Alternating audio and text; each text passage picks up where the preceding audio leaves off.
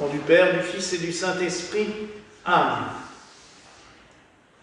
Mes frères et sœurs, nous célébrons Saint Tite, T-I-T-E, disciple du Christ, et après surtout un des disciples les plus proches de Saint Paul.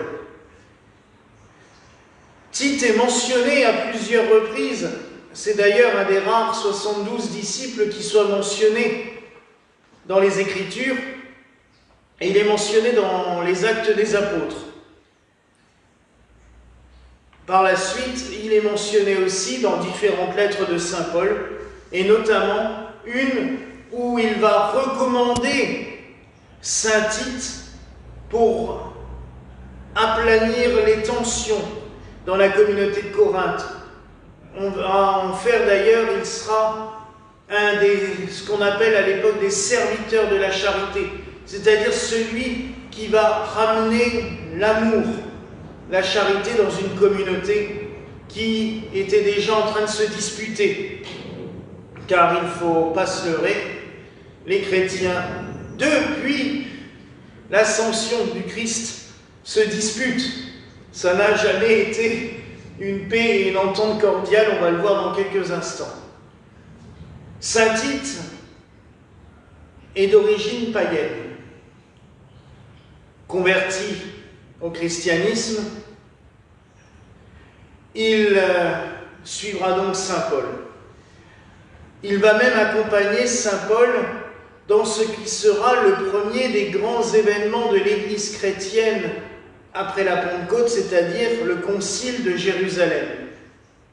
En effet, il y a déjà tellement de tensions entre les apôtres, entre les disciples, entre les communautés naissantes, que Saint Jacques, le mineur, donc un des 12, qui est évêque de Jérusalem, va rassembler le premier concile, c'est-à-dire la première réunion de tous les apôtres et les disciples, pour les réunir afin de mettre les choses à plat. Ce qui nous fait aussi rappeler que Pierre n'était donc pas celui qui dirigeait l'Église au premier temps du christianisme, mais bien Jacques, le frère du Seigneur et l'évêque de Jérusalem. Il va se poser un problème à cause de Tite lors de ce concile. Tite n'est pas circoncis. Et vous savez qu'à l'époque, il y a une grave dissension entre Pierre et Paul.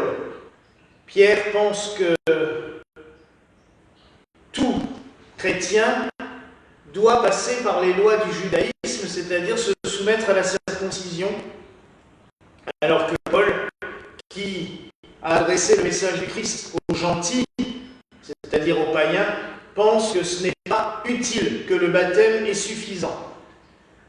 On veut donc pousser Tite à se faire circoncire, et celui-ci refuse obstinément, disant que le baptême et le sacerdoce qu'il a déjà reçu est largement suffisant.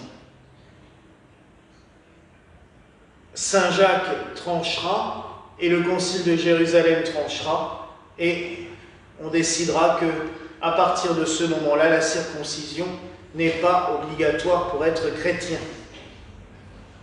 C'est la première fois que les chrétiens se distanceront de la loi judaïque.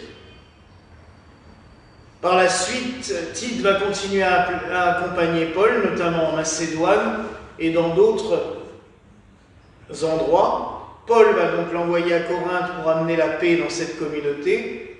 Puis, il va accompagner Paul lors de son premier emprisonnement à Rome. Il va partir pour la Crète, où il évangélisera la Crète.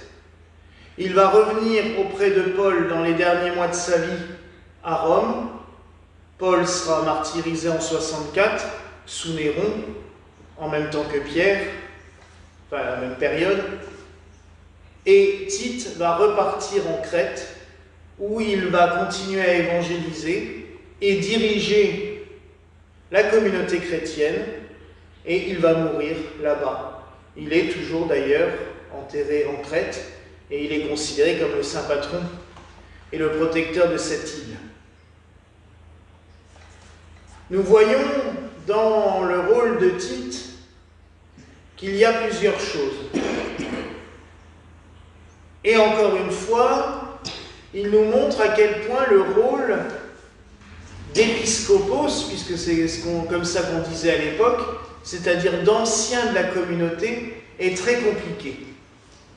Parce que non seulement il faut diriger de manière administrative, gérer les choses, en même temps avoir un talent missionnaire pour pouvoir agrandir la communauté, faire connaître le message du Christ, et en même temps présider à la charité. C'est une expression que j'aime beaucoup. Présider à la charité, c'est-à-dire veiller en permanence à la bonne entente entre les uns et les autres. Et c'est ce qui souvent est le plus compliqué. L'évêque ou le prêtre dans une communauté, ou la mère supérieure dans une communauté religieuse, ou le père abbé dans un monastère, doit sans cesse être comme le ciment qui relie toutes les pierres et qui leur permet de tenir ensemble. Et aussi qui veille sans cesse à ce que le mur ne s'effrite pas. C'est un travail de permanence, et Tite a révélé à quel point il était doué par le Seigneur de dons dans ce domaine. Les Actes des Apôtres en sont le témoin. Voilà un petit peu, et brièvement, parce que nous ne savons pas beaucoup plus de choses sur sa vie, même si je trouve que c'est déjà très enrichissant, ce que nous pouvons retenir de la vie de ce saint. Je rappellerai aussi qu'aujourd'hui, juste avant de clôturer cette homélie, nous célébrons aussi deux autres grands évêques, saint Amand de Maastricht, qui fut l'apôtre des Flandres, un saint cher à Monseigneur Glen, et aussi un autre saint, saint Vaste, d'Arras, qu'on appelle aussi Gaston, et qui était le catéchiste de Clovis. C'est-à-dire qu'après le baptême, parce qu'à l'époque le catéchisme n'avait pas lieu avant le baptême, mais après, une fois que saint Rémy avait baptisé Clovis, il l'a confié à l'évêque Vaste d'Arras pour qu'il lui enseigne la foi chrétienne. Donc c'est lui qui a enseigné la foi chrétienne à Clovis, et donc c'est un des grands saints évêques de cette période europagienne en France. Si nous réfléchissons, c'est trois fois à peu près le même mystère que nous célébrons. Des saints évêques, épiscopos dans le sens ancien, celui qui gouverne à la communauté, des missionnaires, puisqu'ils ont apporté la parole de Dieu, des faiseurs de charité, d'amour.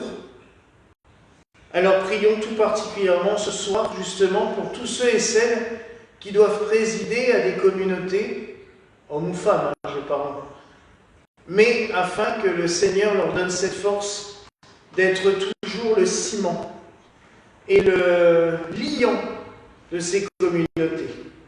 Voilà la grâce que nous souhaitons ce soir au nom du Père, du Fils